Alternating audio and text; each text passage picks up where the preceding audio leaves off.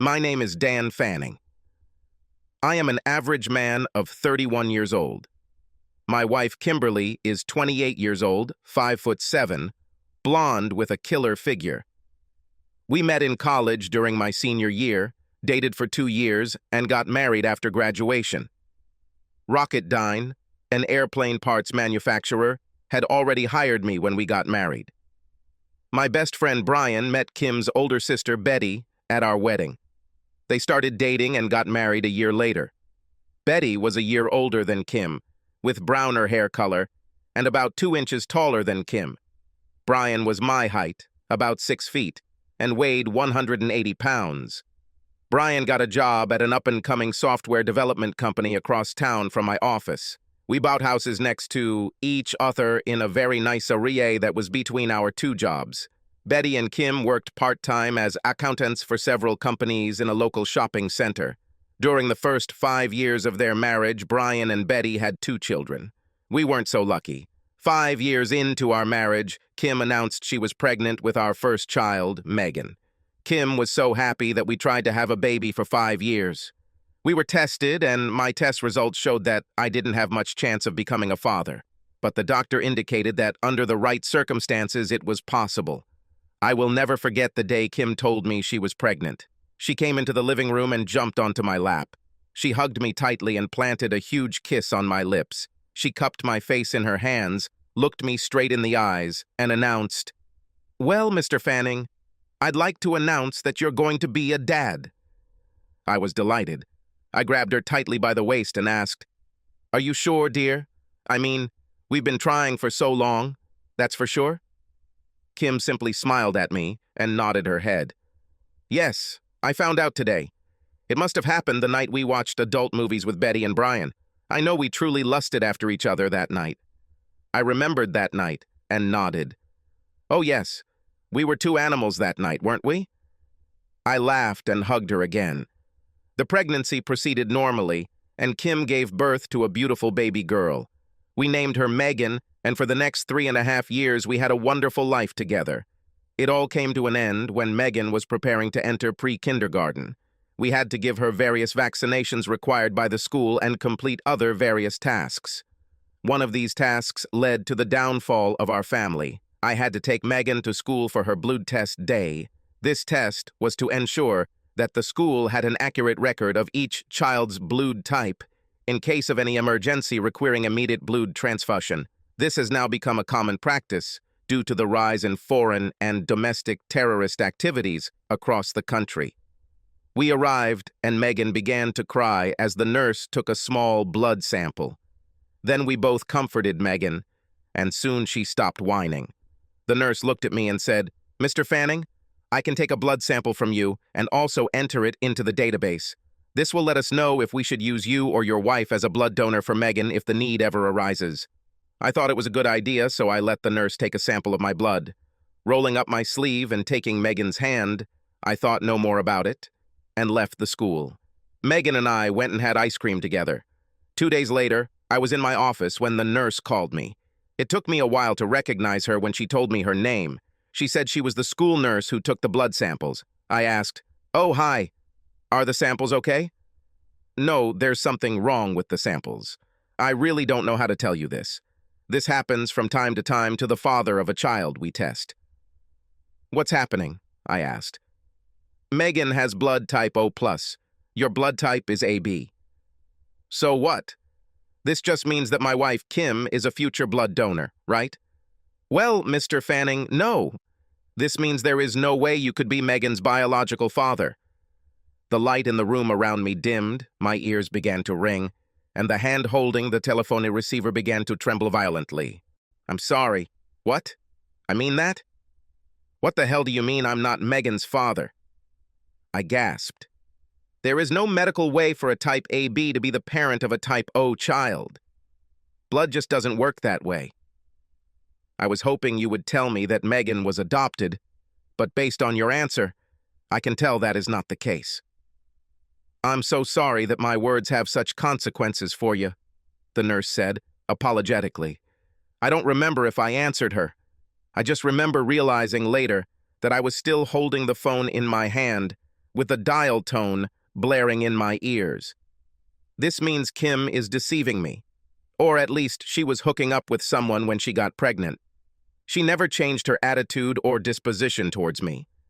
I never noticed anything to indicate that she slept with anyone else. How can I find out who she was with? Is she still dating him? Could she deceive so easily that she would never give me any indication that anything was wrong? I thought about it for a couple of hours all day in the office. I didn't want to go home yet because I still saw the red color of rage in my eyes. I went to the park and started walking along the path around the lake. I had walked about half a mile when it dawned on me. Megan is not my child, yet I paid for her care and upbringing while some idiot Don Juan slept with Kim and left me with the expenses. I loved Megan to death, but she was no longer my daughter. How could Kim lie to me for so long about something so important? Why did she use me this way? I got angrier and angrier the more I thought about this whole situation. I calmed down and began to think about what to do. Plan. I needed a plan. Okay, first thing I'm going to do is take Megan to the city clinic and get DNA tests done on her and myself. This would be the final proof of Kim's deception. The second thing to do is to find out whether this deception has ended or is still ongoing. I will need a recording device for the cordless phones in our house. Let's see if she talks to this asshole about their daughter. Let's see if she's even dating him now. If they meet, I can later figure out how to get audio or video evidence of these meetings, and then I can decide what the appropriate response is for both my cheating wife and the asshole sleeping with her. But first, about the main thing. I drove to the nearest radio room and found a small recording device that turned on when any of the house cordless phones were turned on. So if she was talking to him, I would have caught it. The sound will be recorded to the memory card. I could play the contents of the memory card on my laptop. With the recording device and a dozen memory sticks in my shopping bag, I drove home. It was Kim's day when she went shopping at the mall to get data for reporting. I was several hours ahead of her, enough time to set up a recording device and call the city clinic to arrange a DNA test. Kim returned home about 5 minutes after I finished my business installing the device. She picked Megan up from preschool on her way home. She was the most ordinary, loving wife. She hugged me and kissed me. I pulled away from her because I didn't want any intimacy with her. Fury was still seething inside me. She stopped and looked at me. "What's wrong? Are you angry about something?" "No, I'm just very tired this evening." I lied. "Okay, then, why don't you go sit and play with our beautiful daughter until I get dinner ready?" Kim suggested. At this moment, I was simply seething with anger. Our beautiful daughter? Who was she kidding? As I sat in the living room with Megan on my lap, I began to really study her features for the first time. Maybe something in the facial features, and I have an idea of who the father is. I noticed her chin, nose, and eyes. Maybe I'll see a guy with one or more of these traits. In fact, I swore I knew someone who had the same upturned nose and the same intense brown eyes. But who is it? Somehow I made it through dinner and went to bed a few hours before Kim. I pretended to be asleep when she got into bed. She touched my shoulder, but I didn't respond. She sighed and rolled over. Soon I heard her breathing deeply. I tossed and turned most of the night. I was still tormented by the thought that I knew those eyes from somewhere. I was chilled with the desire to find out who Megan's father was and to punish both my cheating wife and the poor idiot who fathered my supposed daughter. Morning has come. At breakfast, I told Kim that I had the day off today and wanted to take Megan to the park. She instantly agreed. The speed of this agreement gave me pause. Was she going to contact her lover while I was out with my supposed daughter? I took Megan to the clinic where we had a mouth swab taken for DNA testing. Then I took Megan to the park and found that she was having so much fun on the rides that she completely forgot about the clinic. That evening, Kim said she had a committee meeting at church and would go with Betty and Brian. She left the house at 7 and went next door to Betty and Brian. As soon as Kim left, I put Megan to bed and went to the corner of the basement where I set up a telephone recorder. I took the flash drive out of the tape recorder and inserted a new one. I took the memory stick to my work desk in the basement. I took my laptop, put it on the table, and connected the flash drive. With trembling hands, I pressed the play icon on the laptop screen. The first few conversations were normal household chores. She talked to the painting contractor, arranged for Megan to sign up for ballet class, and all that. The fifth conversation took place between Kim and Betty. Betty said, "Hey, baby, are you ready for tonight?" "Yes, I can hardly wait," Kim answered. "Well, I hope it takes time. The last 4 times were unsuccessful. Brian is already starting to get tired." "Brian is a good guy, and you're lucky to have him," Kim said. "Are you sure Dan doesn't suspect anything?" Kim giggled. "Nothing special. He has no idea. And I want it to stay that way." "Do not worry. He didn't learn from us last time, so he won't learn anything this time either," Betty answered. "Okay, see you in the evening." What the heck? Was Betty involved in this too? Did she condone Kim's cheating? Brian also apparently participated in this in some way. In fact, it sounded like they were involved in arranging illicit meetings with Kim and her lover. I've been so depressed these past few days that I almost turned to Brian for advice, as he was my oldest and dearest friend. Now, after hearing this conversation, I'm glad I didn't do it. Of course, at that moment, I had no idea who I could trust. I was humiliated by the thought that my best friend and my wife's sister seemed to be conspiring against me. I was mad as hell to think that they condoned this whole thing. I needed time to understand all this in more detail. The DNA test took 3 days, then another 2 days for the results to be mailed to me at my office. On the 5th day, the clinic results arrived on my desk. I gathered my courage and opened the envelope. It was as bad as I thought it would be. There was no way Megan could be my daughter. I dropped the report and cried into my hands for several long minutes. Pulling myself together, I called my boss and told him I wasn't feeling well. I left for the day and went to my area. I was surprised to see Brian's car parked in my driveway.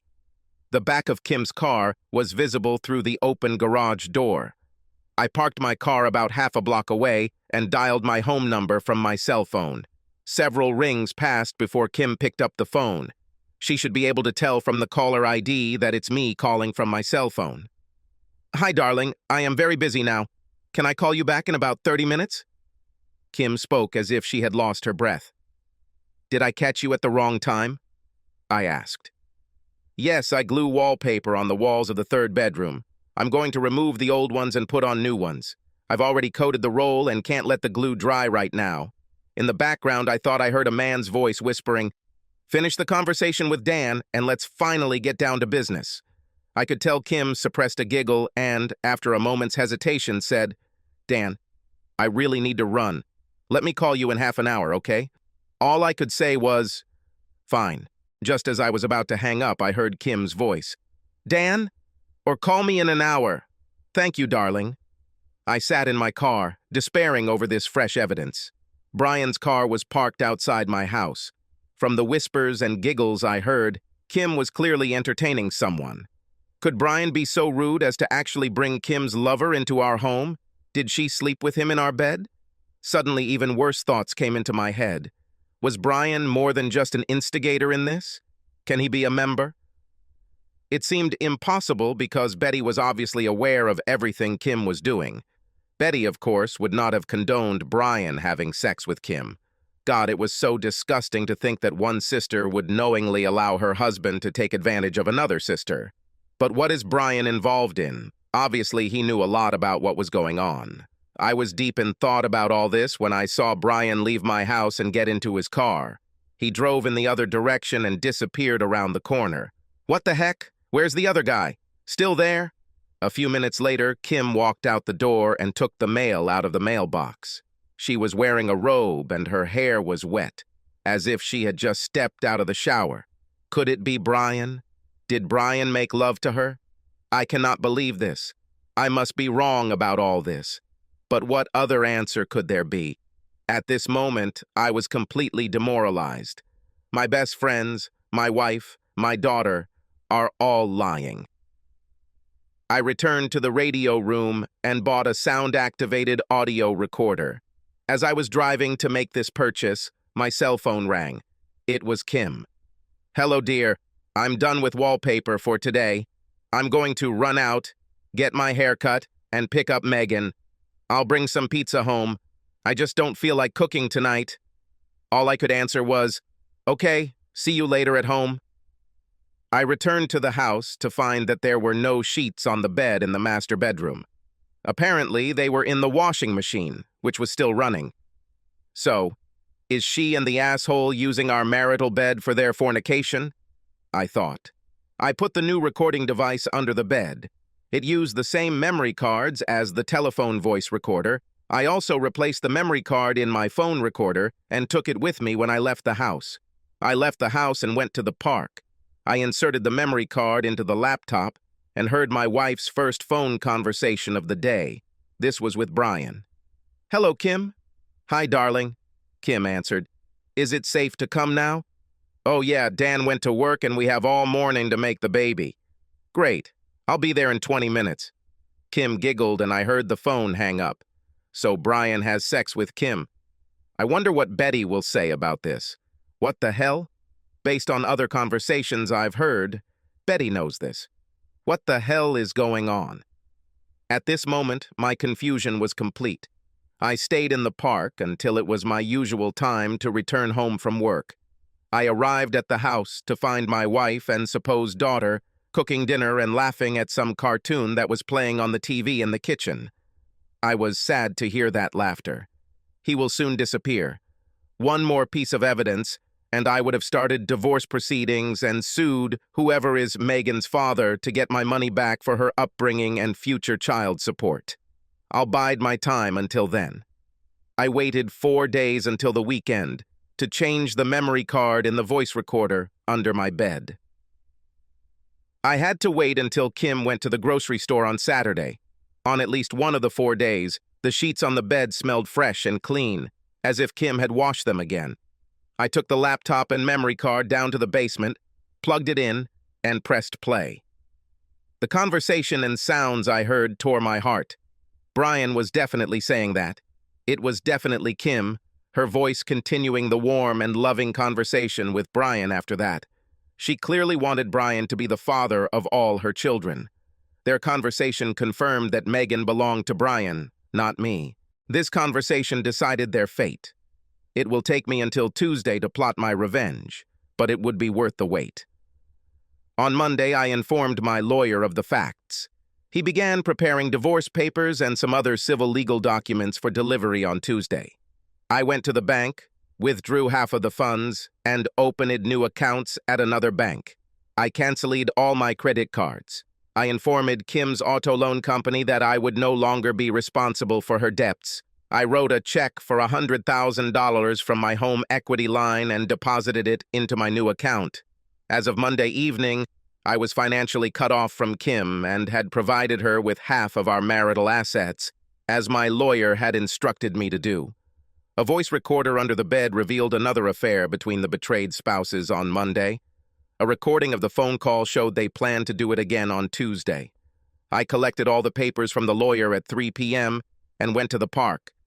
I just sat and stared straight ahead for over an hour. Yes, that was it. If I hadn't ended this today, I don't think I could stand another humiliation. I would fall apart and do things I would regret. I drove home and sat in the kitchen, waiting for Kim to arrive. I had the divorce papers in my car, and I'll pick them up as soon as Megan falls asleep. Kim burst in at 5 p.m. with Meghan in tow and said, Megan, honey, go to your room and put your things away. I need to talk to Dad for a minute. Megan hugged me, kissed me on the cheek, and obediently went to her room. Kim looked at me and smiled. She laughed and hugged me. She said, Dan, I have wonderful news. We will become parents again. I was numb. I couldn't believe what I just heard. Kim tried to pass off Brian's baby as mine again. Was Brian going to take advantage of all the extra benefits and leave me to raise my kids? And Kim agreed with this. It was obvious that she no longer loved me and probably hadn't for at least 9 months before Megan was born. I swear to God, this time I am not going to endure this humiliation. I jumped up and pushed him away from me with all my might. She hit the wall hard and slid to the floor. Staring at me with wide eyes, she said, Dan, What happened? Why did you do that? Aren't you excited about our new baby? I started laughing hysterically. Our new baby. Our new baby. Who the hell are you trying to fool, you? I know that bastard you're wearing belongs to Brian. And I know that Megan is not mine either. Did you really think that you could live your life cheating and make me pay the bills for the bastard children? Did you really think that I was so stupid that I would never know? Kim put her head in her hands and rocked back and forth. Dan, please let me explain. It's not like you... Shut up. I've had enough of your lies. You've been lying to me for at least 4 years. No more. Kim tried to get up and slid back down. How do you know? We were so careful. I never meant to hurt you or... What part of shut up didn't you understand? You are nothing more than a slutty woman. If it weren't for the fact that all your children are bastards, I would take them away from you as an unfit mother. Kim recoiled in shock. It shouldn't have been this way, Brian said. Don't say his name again, ever. Not in my presence. I want to know one thing. How many times have you two slept? Probably hundreds, huh? Kim shook her head and tried to answer between sobs. We only did this maybe 10 times. I ask again. How many times? I screamed. Okay, 12 times over the last 4.5 years. Are you pleased to know this? I again saw a red veil before my eyes. Brian was actually trying to push another one of his bastards into my care. Kim served him for almost half of my entire married life. It was enough that this man deserved to be beaten. I looked at my watch. Brian should be arriving at his house any minute. I ran out the back door, heading towards Brian's house. Kim screamed at me from the doorway to, please wait and let her try to explain and please not hurt Brian. All I heard was her say Brian's name. Don't hurt him? Damn it, I want to kill him right now. That would be good. She ran back into the house. I heard Brian and Betty's phone ring as I approached the fence in their driveway. Kim tried to warn them that I was coming to get some ass. I saw Brian's car turn the corner and he pulled into the driveway. Just then, their phone stopped ringing. Betty must have answered the phone. Brian opened the car door and got out. I came out from behind the bushes. He saw me and smiled. Hi, Dan. How are you? He suddenly froze when he saw my face. He realized that I knew. He never finished his sentence because I hit him. Around this time, Betty ran out of their house screaming at me. Dan, please let us explain. This is really not what you... I stepped over Brian and settled between his legs. Brian, you bastard. I know you've slept with Kim at least 12 times. Kim ran up. Dan, oh please stop. Don't hurt him anymore. Please, we all owe you an explanation for this mess. Could you please pull yourself together? Pull yourself together? You got pregnant by him not once but twice, and are trying to pass off his children as mine? And you want me to pull myself together? Fuck you. Either way, you've probably slept with half the men in the area. I'm sure you and your sister both enjoyed sharing it. Kim could only shake her head at this outburst of anger. She looked at Brian and started crying again. I looked from Kim to Betty and said with contempt, I hope you two have had your fill of your shared lover, because he will never service either of you again. With these words, I slowly walked back towards the house. I went upstairs and took a shower. I threw the clothes I was wearing on the bathroom floor, went downstairs and poured myself a beer. I sat down at the kitchen table and drank my beer. I heard sirens and squealing tires next door. I heard Betty and Kim scream, and then scream again, just before the ambulance pulled out with sirens blaring. They must have been telling the authorities how crazy I was. Who cares? Eventually, 2 police officers came through the kitchen door with guns drawn. The larger one pointed a gun at me and ordered me to lie down on the ground and not move. Another handcuffed me and read me my rights. They didn't say a word the whole way to the county jail. I didn't say a word about what happened. If the police asked me a question, I either answered yes or no. I gave them my name and address. I asked my lawyer. I wonder what tomorrow will bring. I guess I'll make time for attacking Brian. I'm sure the women will come up with a story to explain my rage without giving up on their shared lover. The next morning, I was charged with assault and attempted murder. I look around the courtroom and see Kim and Betty sitting in the front row. They look like they haven't slept all night. I laugh to myself. Welcome to the club. I didn't sleep much last night either. My lawyer doesn't find me guilty. He wants me to consider pleading temporarily insane when we get closer to trial. I told him I would think about it because I knew I must have been crazy at the time I caused all this physical damage to Brian. I really don't remember much of it now. The judge set my bail at $150,000. Kim and Betty whispered to each other and then nodded in agreement. They stood up and left the hall. I was put back into custody while my lawyer tried to arrange bail for me. I was locked up for 4 days. All my anger went away. It was replaced by a cold emptiness in which nothing was felt for anyone. My lawyer said Kim contacted him on the 3rd day and wanted to meet him. I told him that everything is fine, but don't bind me to any obligations. The lawyer shows up this morning and tells me that Betty and Kim wanted to post bail for me. Brian, Betty, and her will drop all charges and refuse to testify if I just meet them in Brian's hospital room. So if I agree to the meeting, I can be out of jail by 3 p.m., and the meeting can take place at 5 p.m. I agree, but I wonder what nonsense the 3 of them will try to sell me. My lawyer escorts me out of jail at 3:30 and offers to go to my house so I can change and shower. Kim gave him the key and assured the lawyer that no one would be home to cause me any trouble. I showered, shaved, and put on comfortable pants and a golf shirt. I went to my car and pulled out the audio recordings of the bedroom conversations, as well as the divorce and court papers. I put them in my laptop bag along with my laptop. Now we went to the hospital. We arrived just before 5 o'clock and went straight to Brian's room. As we entered, the muffled conversation going on in the room stopped. Brian just stared at me. The women tried to smile. I stood in the doorway, looking at my soon-to-be ex-wife, her immoral sister, and my once best friend. They looked at me with sad eyes. I didn't see any anger in any of them. I saw sadness. What the hell does this all mean? Why are they sad because I found out what a bunch of liars and scammers they are? There was dead silence for a long time. Finally, my lawyer cleared his throat and said, "You ladies asked for this meeting, so would you like to explain why we are here?" Kim stood up from the chair next to Brian's bed. She looked ashamed and didn't know where to start. Finally, she said, "Dan, we're so sorry. Brian and I had sex, but only to have a baby. There was and is no love between us. Betty knew about all this, and it was even her idea. Please forgive us all for lying to you. We never wanted you to find out. We hoped you would go to your grave thinking that Megan and our new baby were yours. That was my hope and prayer. Have a child? What the hell are you talking about?" I asked. "Well, after all these years, it became obvious that you and I would never be able to conceive a child.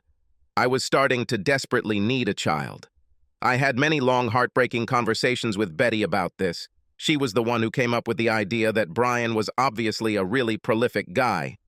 You and he are very similar, so a child from either of you could easily pass for the child of the other. It took her a while to convince Brian that if he could help me conceive, our marriage would actually be stronger and more fulfilling. She played on his deep feelings for you as his best friend, and he finally agreed to the idea. So about 5 years ago, we started meeting for sex during my ovulation period. Betty allowed us to use their bedroom for these sessions. She was great at it. After 6 attempts, I became pregnant with Megan. Brian was really happy that he was going to be a father again, but he knew he could never let you know that. Betty was also happy that she gave us such a wonderful gift. I wanted you and me to have a child. Dan and I did everything possible to achieve this. Sex was just to have a baby. It was not for pleasure, love, or lust. This was for our Megan. I recently decided that I wanted another child, a boy if possible, so we agreed to have another child. I'm so sorry you found out about this and came to the wrong conclusions." "So, the sex was only to have a child?" I asked. "Yes. And you only did this until you found out you were pregnant?" "Oh, yes." I looked at Betty. "And you knew about it and you were okay with it?" Betty smiled sadly and nodded her head. "We tried to give you two the greatest gift, I'm so sorry this was received so poorly. We had to fill you in on this and hope you would understand. I understand why you're so upset. I looked at Betty intently and sighed. Betty, I don't get upset about anything anymore. After knocking the wind out of Brian, I lost all anger. I'm just sorry you got dragged into this too. Betty looked at me questioningly. What do you mean? Betty, I have evidence that it was more than just having a baby. Brian's eyes became worried. Kim started wiping her eyes again, and Betty looked at me curiously and asked, What evidence? Kim sobbed. There is no evidence. I am not like that. I did this for the children.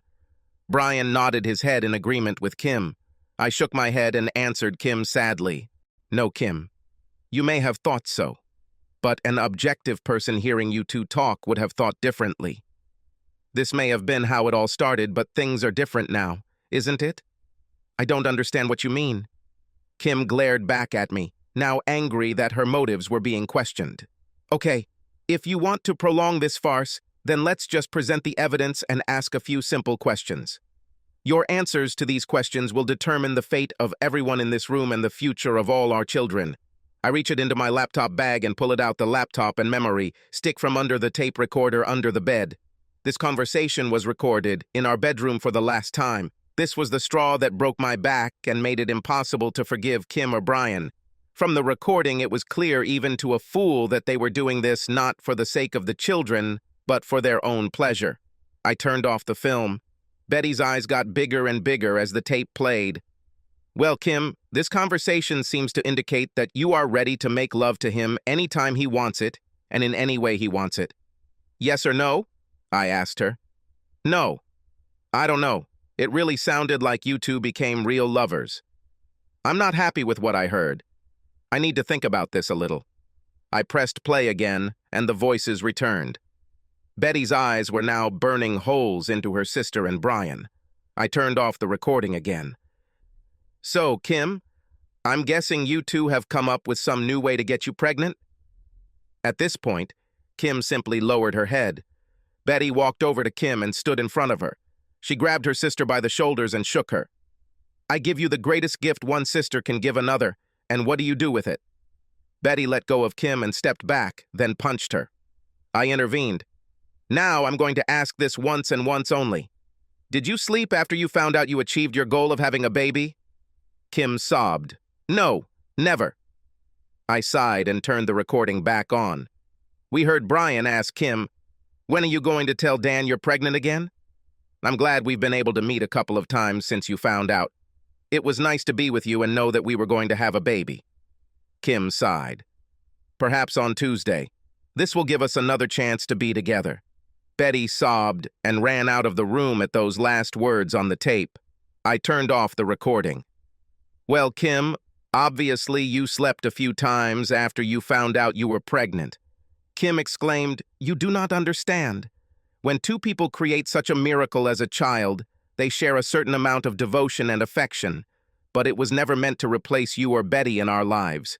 We did this to feel close to each other for the wonderful things we had. I stopped her. You, traitor. You slept with him for sex. Don't bully me about this connection. Now, if you are done with this meeting you requested, I would like you to at least be honest enough to honor your agreement to drop the charges and refuse to testify against me. Brian and Kim nodded in agreement. I reached into my laptop bag and pulled out the divorce papers. Handing them over to Kim, I said, You were a good wife, but not an honest wife.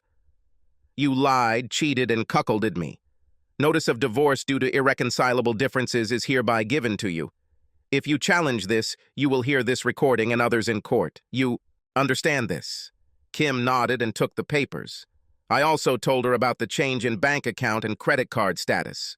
It looks like Betty and Brian posted bail, so Kim was not yet aware of the change in her financial situation. I turned to Brian. I handed him the papers. You idiot. These papers indicate that I'm suing you for the return of child support. Your illegitimate child. You will pay me $50,000 and set up a college fund for Megan and that new bastard you have on the way. We will trust Reverend Fuller, our church pastor, to manage the fund. and you will tell him exactly why you should grant this trust. I want our church members to know what a slime both you and Kim are. You also admit to Megan that you are now her dad. Understood? Brian nodded. I'm sure Betty will have a few more things for you to do, but that's between you and her. As for Betty and Kim, I hope someday she can forgive you, Kim. Now I have to run and get Megan. I have to tell her that I'm not her dad anymore. Kim looked almost panicked. No, please don't do this. She's only 4 years old. She won't understand. Can't we wait a few years and then tell her? You just want to keep lying, don't you, you pathetic piece of shit? No, this will stop now. I'll tell her today and end this. Whether you two want to fulfill your responsibilities in this matter is your business, not mine, I yelled at her. With these words, I left the hospital room and never looked back.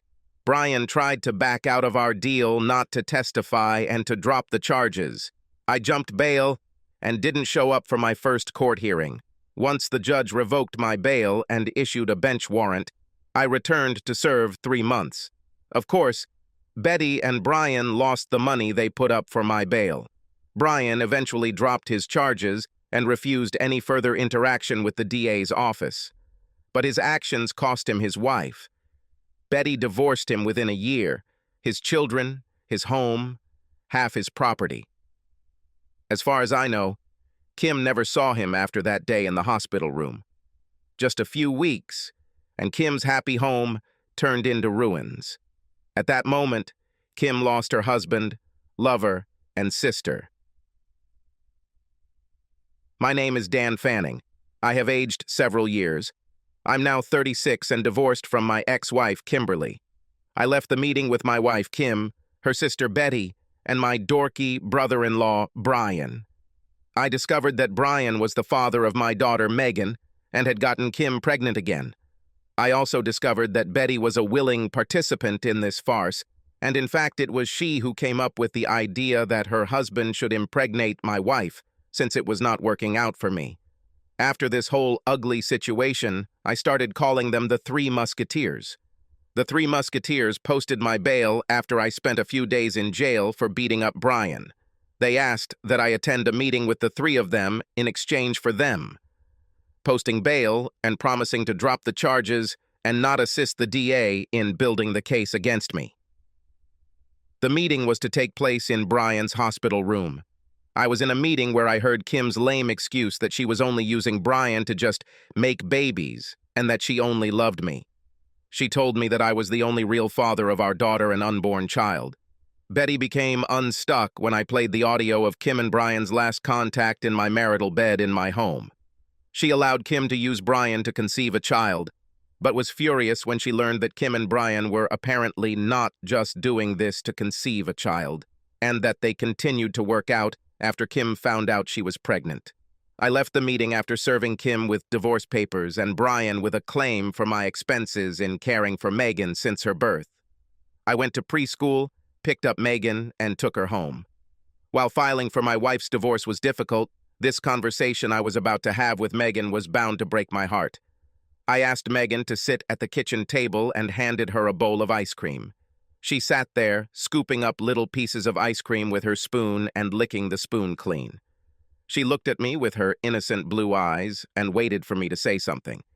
Why should the innocent suffer for the mistakes of the guilty? I was surprised. I shook off this feeling and began. Megan, I need to talk to you about something very serious. I want to make sure you understand all of this, and I want you to know right now that nothing I'm about to tell you is your fault anyway. Fine? I managed to finish before I had to wipe my eyes. Yes, Dad. I understand. What's wrong? Where's Mom? Megan said, looking around. Mom is with Aunt Betty and Uncle Brian. Mom and Uncle Brian are the reason I need to talk to you. Honey, please stop eating your ice cream for a second and listen to me. I looked Megan straight in the eyes and continued. Your mommy decided some time ago that Uncle Brian is your dad. So from now on, you have to call him Daddy. From now on, you will call me Uncle Dan. Fine? Why Dad? Well, just because your mom decided that Uncle Brian... Your new dad, Brian, was supposed to be your real dad. So from now on, I can only be your Uncle Dan. This doesn't mean I love you any less. I will always be by your side, but not like your dad. I had to stop there because my voice cracked. But Daddy, I want you to be my daddy, Megan howled. Stop, Megan. This simply cannot happen anymore. I'm not your dad. Brian is your dad. Now please go up the stairs to your room and wash your face. Megan ran up the stairs in tears. I heard her cry as she went to the bathroom to wash her hands and face. I was psychologically destroyed. I have no emotions left. I was devastated. I sat at the kitchen table and just looked at the floor. I didn't even hear Kim's car drive up to the house. She entered the house and saw me sitting at the table. She knew from my doomed look that I had told Megan that Brian was her father. Dan, how could you? She is only 4 years old. She just can't understand all of this, Kim exclaimed. Kim, just shut up. You brought this on yourself and affected innocent little Megan and me. I told Megan that Brian was her father and it was your decision. And I swear to God, it was your decision. Oh, Dan, you just don't understand why I did what I did or how little Brian means to me. I think not, and I really don't want to know at the moment.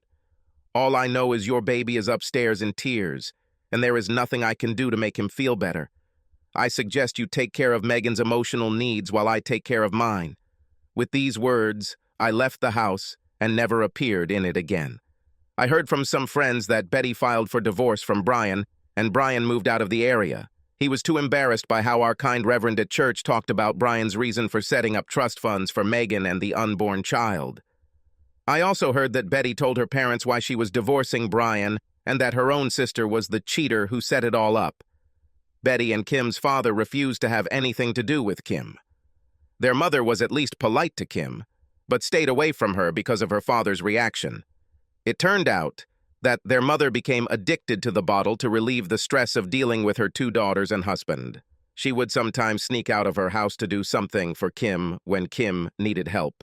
But she would have to sneak away, and naughty said, because dear Faither wanted nothing to do with either who, nor with her dissolute actions. Kim contacted me about 2 weeks after I spoke with Megan. She said she would like to meet me at a local pub we frequented.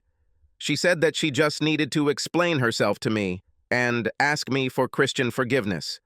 I was not a devout Christian, but I did believe in Christian teachings. So I agreed to meet with her and at least listen to her point of view. I went into the pub around 2 p.m. It was very dark inside compared to the bright afternoon sun. It took me a few moments for my eyes to adjust. There was Kim, sitting at our favorite table, wearing a bright yellow sundress that I really liked on her. I slowly walked up to the booth. Okay, Kim, this is your meeting. I raised my hand and got the bartender's attention. I made a motion with my hand to indicate that I needed 2 fingers of the maker's mark. He nodded and put the glass on the table. It was nice to see you 2 again, he said, putting the glass on the table. It was nice to meet you, Frank. I responded with a sad smile. He left, leaving us in stony silence. Finally, Kim said, Dan, I have to explain to you what you heard and why you heard it. There's really nothing to be upset about. This farce was already beginning to irritate me. Let me see. You're sleeping with your sister's husband. You gave birth to 2 children from him. You're trying to pass them off as mine. Am I missing anything? Sorry, I didn't mean for my opening remarks to sound like that. I know I did wrong in your eyes. I know you feel betrayed. I know you've heard things that seem to make everything worse than it really is. Please give me a chance to explain. Please. You have 10 minutes. Explain everything if you want, I said, looking at my watch. Kim winced. You know how much I wanted a child. You know when we found out your test results, how devastated I was. I would do anything to have a child. And you obviously did. I said dryly. Please, no more sarcasm. Give me 10 minutes, will you? Kim snapped. Okay, you have 9 minutes, continue. I snapped back. I was so upset about this situation that I cried on Betty's shoulder every day. I was so jealous of their apparent ease in having children. I often told her how wonderful it would be to have children with a man as courageous as Brian, said Kim. Betty finally came to me and told me that she and Brian had decided to give me the greatest gift in the world. Betty suggested that I use Brian to have a baby. Brian wasn't in favor of this for a long time. Brian was worried about his friendship with you. Betty had to intimidate him into submission. It took me another 2 months to agree to Betty's idea. Kim sighed.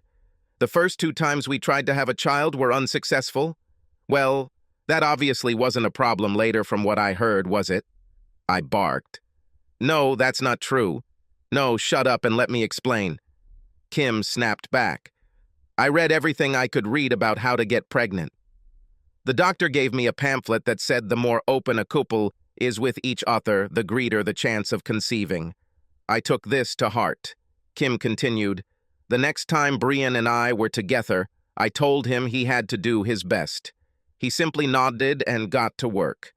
Kim continued, at that moment I became pregnant with Megan. Brian and I dated 2 more times after I found out I was pregnant. I thought that was the end of it. I gave birth to Megan. You were the loving father I knew you would be. Brian was happy to be a trusted father again. Betty was happy that she could help us. All was good. That was until I decided to have another child. I looked at her and shook my head.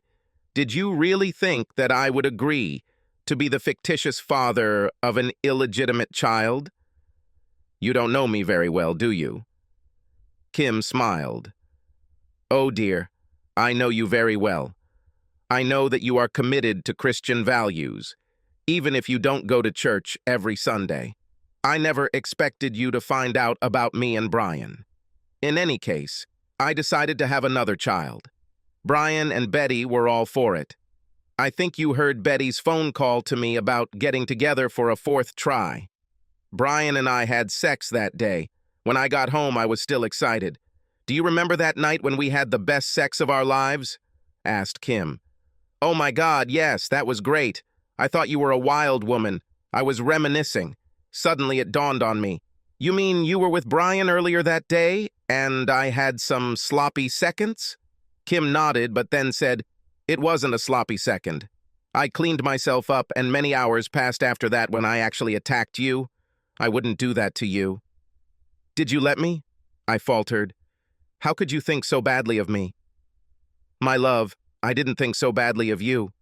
I loved you and wanted you to experience the same heights that I had earlier that day. Kim exclaimed.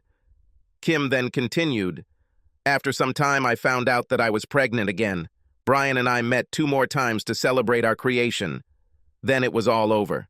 Kim tried to explain the contents of the audio tape. As part of our sessions, Brian and I began talking nonsense to each other to stimulate higher and higher levels of response. That's what you heard on that audio recording you made.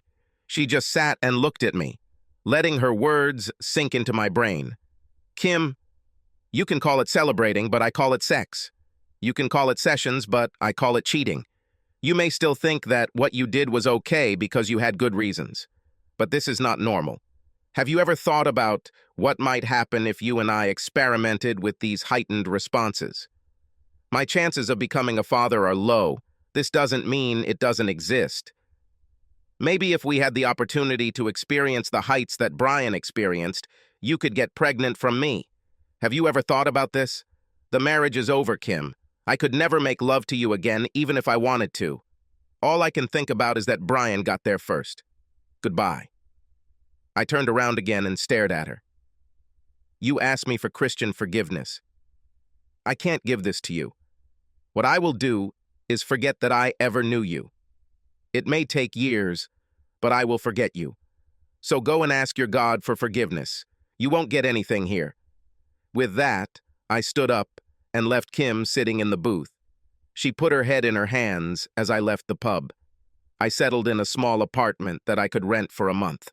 I was just a few minutes' walk from my office, so I used to leave my car in the driveway and walk to and from work.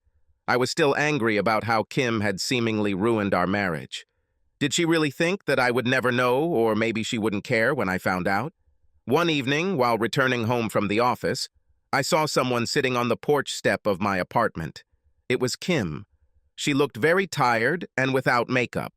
She was wearing old jeans and a sweatshirt that was 3 sizes too big for her.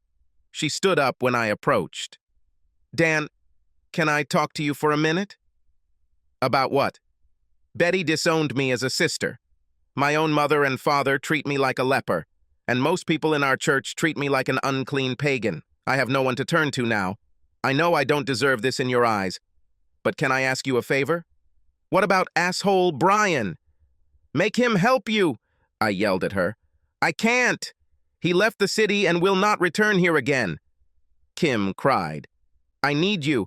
Whether you like it or not, you are Megan's real father. Brian was just the means I used to conceive Megan. He's not her father. This is true. Can't you see it? No, and I never will. I shot back at her. I can tell you why you heard those things on tape. You're wrong about a lot of things about Brian and me. If you let me explain, I'm sure we can work things out and be happy again, she pleaded. Are you saying that I'm wrong? That Brian got you pregnant? Not once, but twice. And I'm wrong that you tried to pass off the child as mine. Let me say it again. I never want to talk about your deception. Never. I'm slowly healing, and I certainly don't need you opening up my wounds and scars again. Kim lowered her head and whispered, I'm sorry. I won't bring this up again, but I need help with Megan, and you're the only one I can turn to. What's wrong with Megan? I asked. She's been a real badass ever since you told her you weren't her daddy. She gets into fights with other kids in her class. She rebels against any babysitter I try to use, so much so that no one in the area will sit with her anymore when I need her, Kim admitted. Can you watch her for a few hours 2 days a week? I know it's a lot to ask, but Megan loves you, and I know you love her. Kim begged. What are you going to do while I babysit Megan? I barked at her. Kim sighed. I don't even deign to answer this question. I need to go to the doctor's office for a newborn checkup. And you want me to look after Megan while you get tested for Brian's latest illegitimate child? What gives you the right to ask me this? Kim lowered her head in defeat and turned to leave. I thought for a second and then shouted to her, Kim, I will look after Megan because I really love her.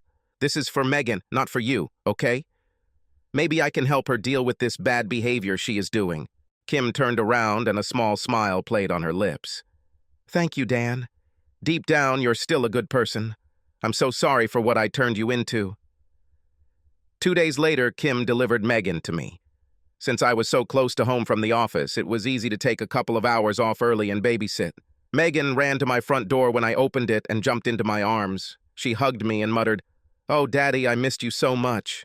I settled her down and talked to her about how she misbehaves with other people.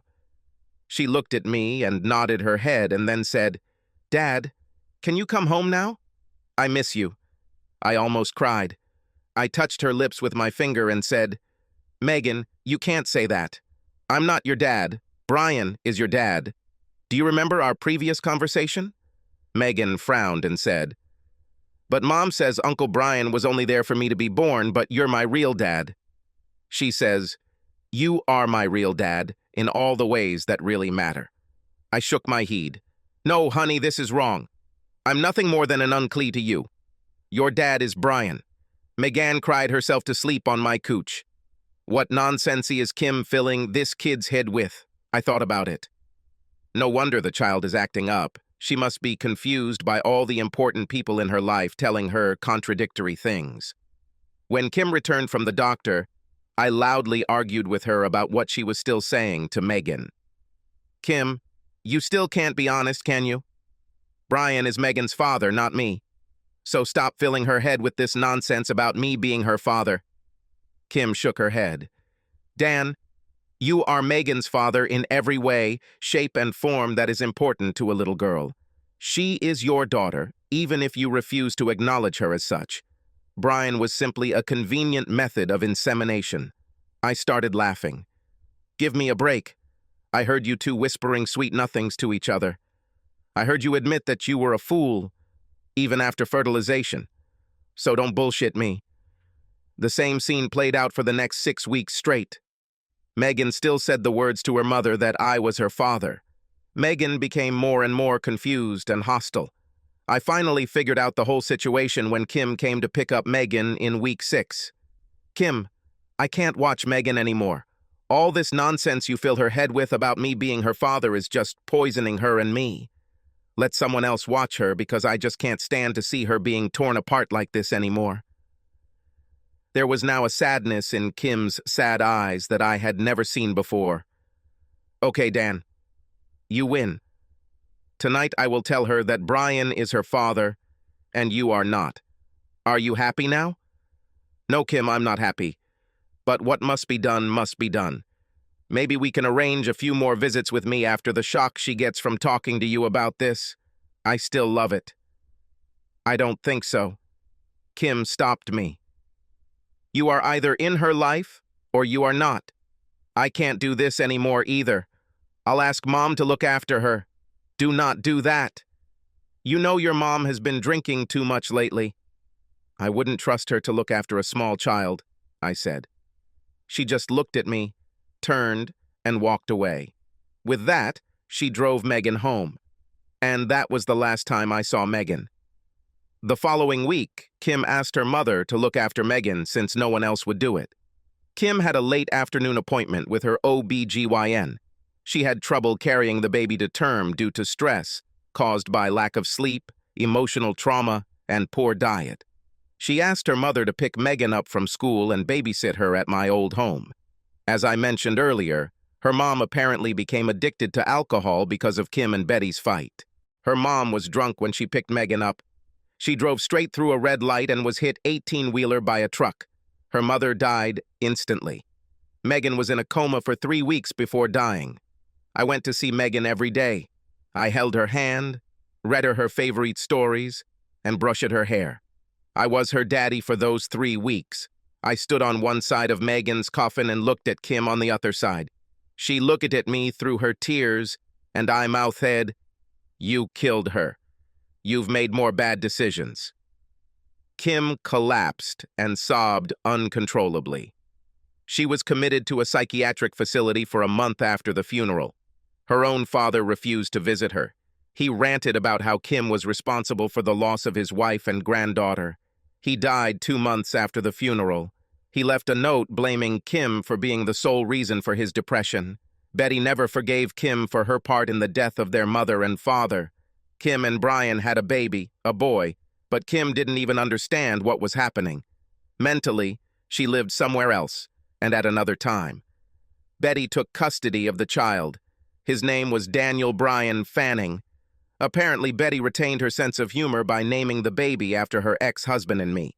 3 years later, the child had a blood test before enrolling in preschool. You know what? His blood type was AB.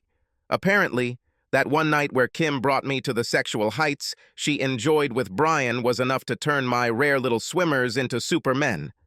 It's a shame Kim will never know about this. The Institute says that every day she is moving further and further away from reality. I wonder what she dreams about every day. I wonder if she dreams about our life together or about her time with Brian. Betty made sure that Daniel was a big part of his Uncle Daniel's life. I thank her for this. We started inviting Danny over for dinner once or twice a week. Betty is a good woman. My name is Kimberly Fanning. My husband, or ex, Dan Fanning. So, I made my last big mistake. In fact, this is the biggest mistake I've ever made. I turned over the care of my little girl to my mother while I went to the doctor. And I have to admit, I knew she was drunk the last time she picked Megan up. I just didn't want to admit it. As you already know, Mom ran a red light and was hit by a big truck. She was killed instantly, just like my little girl. My baby, the meaning of my life, was seriously injured and was in a coma for almost a month. I couldn't go to the hospital to see her because I knew it was my fault. My world collapsed when I finally realized that this whole sad story was my fault. I knew Dan spent every day with Megan. He read to her, combed her hair, washed her face, and just loved her. He loved her like a father should. I think that moment when she died in his arms, he realized that he had missed the chance to be her father forever. I was crushed by her death and teetered on the edge of a black abyss. At the funeral, Dan stared at me with venom in his eyes. Dan, still angry beyond words at me for failing to keep Megan safe and for my affair with Brian, spoke a few words across Megan's coffin. He said, "It's all your fault. You killed her." I completely broke down, and people had to help me move away from the grave. Yes, I killed her, just like I killed my mother. Just a few days later, I looked inside myself and saw this peaceful place. This place had a beautiful pond, pastures with golden flowers, an ever-shining sunny sky, and a beautiful home with Dan, Megan, our new boy Jonathan, my mom, Dad, and Betty. We were all happy, always laughing and hugging. I went there to live in my imagination. I don't remember anything from the real world because, as I was told, almost 6 years have passed. I do remember fragments of the dream world. I remember making love to Dan only to have his face and body turn into Brian's. After it was over, he turned back into Dan, who hugged me and stroked my hair. Why is Brian interfering with my wonderful life? I often asked myself in that dream world. I vaguely remember that one day while I was playing with my children, Dan came up and said, "Please forgive me. I was wrong and I forgive you for everything." It didn't make any sense to me at the time. One day I was making love to Dan and he turned into Brian, and I asked him, "Why are you here? I don't want you. I want Dan." He laughed in response and said, "This is your dream, not mine. I'm here because you still think about me and about what we once did with each other." I jumped up and shouted, "No! Dan and my children are my life. Now you have nothing to do with this. Leave." And with these words, he disappeared into oblivion. I didn't actually say that. I tried, but it had been years since I'd said anything, and my vocal cords just weren't working yet. But I still sat up straight on the bed and suddenly discovered that I had returned to reality. Needless to say, the doctors were amazed that I had found my way back after all these years. They slowly opened me up to the world again. One day I remembered all the pain that had been caused to Dan, Megan, and Mom. And I burst into tears. The doctor said it was good. I had to let it out and let it go. A week later, I was told that my father had died after my mother died. I was very sad about this. They only told me some time later that he left a note blaming me for his death, the death of my mother and my daughter. By then, I was emotionally strong enough to deal with it, and I actually did. I have long since forgiven myself for my errors in judgment that led to the disastrous life I had when I retreated into the world of illusions. About 4 days after I returned to the real world, it suddenly dawned on me that the last thing I remembered was being pregnant. I asked the doctor about my child. He cleared his throat and said, "Yes, you gave birth to a boy. He is now just over 5 years old and lives with his father." "Brian took my baby?" I exclaimed in panic. "Where is he?" The doctor looked confused. "No, I don't know any Brian. A child with your ex-husband, Dan." "What? I don't believe it. How did Dan end up with my child?" I howled. "Well, he is the father. Therefore, he declared his right to take over the boy's upbringing." "What do you mean? Brian is the child's father. Dan has nothing to do with it. This child is not Dana." The doctor looked almost surprised. "Kim, calm down. I don't know what's so confusing to you, but unless the DNA test is completely inaccurate, your ex-husband, Dan, is 98% likely to be the baby's father." I was completely confused. How could Dan be the father? I gathered my courage and asked, "Can I see my little boy sometime?" "What's his name? What does he look like?" The nurse accompanying the doctor came forward and said, "His name is Daniel Bryan Fanning. He looks a lot like his father." "Daniel Bryan Fanning? Who named him Brian?" "Well, I think it was young Daniel's stepmother. Her name is Betty. You know that she is very similar to you," the nurse answered. "Betty married my Dan? My sister married my husband?" I shook my head, trying to understand what they were saying to me. "Oh, I'm so sorry. I didn't know it was your sister. But yes, I believe that is exactly what happened." "You still haven't answered my question. Is there any way to see my son?" I asked carefully. I was afraid I already knew the answer. "Well, yes. We were just waiting for you to remember the fact that you had a child and realize that he was already over 5 years old," said the doctor. He continued, "Mr. and Mrs. Fanning have actually brought Daniel to you for each of his birthdays since you had him. They point at you and tell him that you are his real mother and that you love him, but you are very sick. He actually kissed you every time and told you he loved you. I was thunderstruck." The doctor walked towards the door and said, "I'll call Mr. Fanning right now and see if I can arrange a visit. He and his wife were very interested in yours recovery, and since they have been appointed as your medical guardians, they have every right to be aware of your status." "My medical caregivers? Did they make medical decisions on my behalf? Why would they do this? I just couldn't understand what was happening." 2 days passed before a visit could be arranged, and I was on pins and needles awaiting their arrival. The nurse brought her makeup bag, and we worked all morning to make me look presentable. I was now wearing a cute tracksuit that hid my skinny body. The doctors kept me alive, but I lost tons of weight while I was out. It was 2 o'clock in the afternoon, and they were due to arrive any minute. I was nervous and scared. What can I tell Dan, or tell Betty, or tell my child whom I have never met? I was still pondering these questions when the door swung open and a small ball of pure energy, about 3.5 feet tall, flew in. He looked exactly like Dan. He burst in shouting, "Mommy, Mommy, are you really awakey?" He ran up to me, and I hugged him with all the strength I could muster. I kissed at his face, and he kissed me back. Finally, I said, "Yes, baby, I woke up. I'm sorry I was so sick." He pulled back a little and looked into my eyes. "Dad said that you will come back to us someday." He was right. Isn't that right, Dad? He turned and looked at the door. Dan was standing there. A slightly more complete and older version than I remember, but still my Dan. He smiled and answered, laughing, "I bet, partner." I started to speak when Betty came out from behind Dan and grabbed his hand. She looked at me and smiled. "Hi, sister. It was so long ago." I gasped. She called me little sister. I couldn't understand. She was so angry with me the last time I saw her. Dan and Betty walked up to the bed, holding each other's hands. "We're so glad you're with us again," Dan exclaimed. Betty laughed and kissed the back of my hand. Now I was completely lost. Dan hated me. I disgraced our marriage and he left me. I screwed up again by letting my mother look after Megan, and as such I was responsible for her death. How could these two be so happy to see me?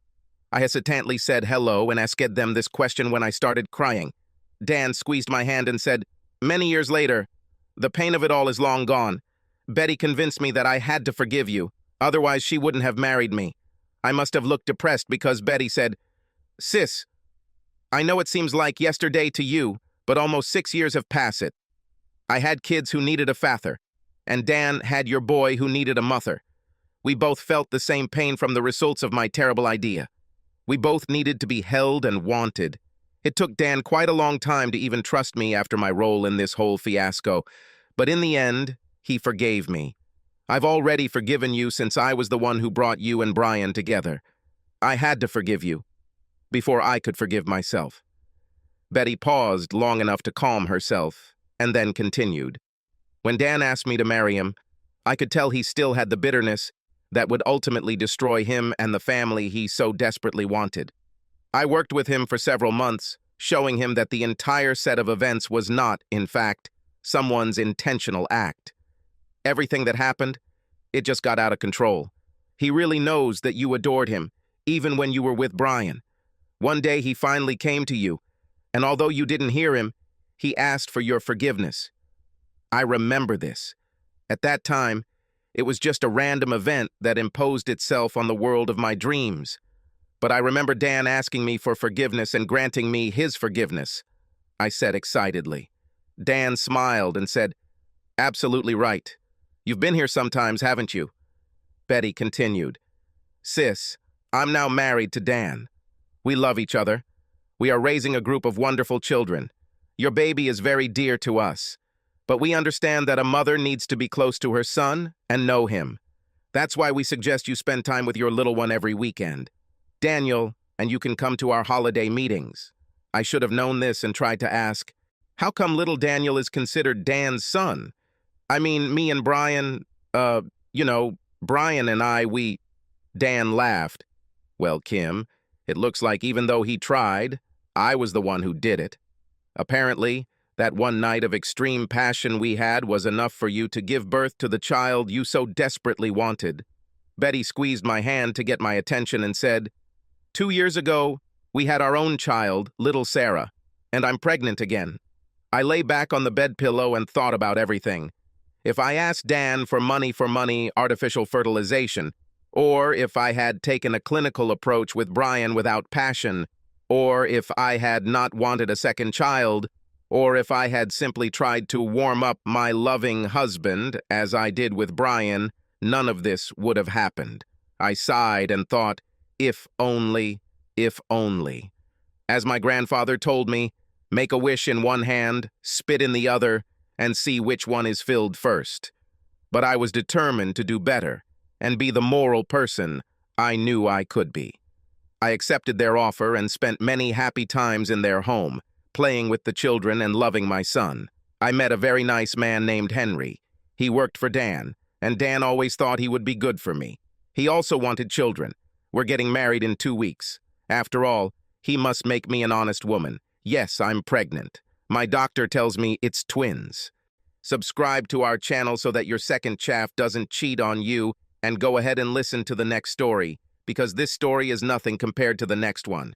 If you're under 18, don't even think about listening to the next one. Listening to the next one. Listening to the next one. Listening to the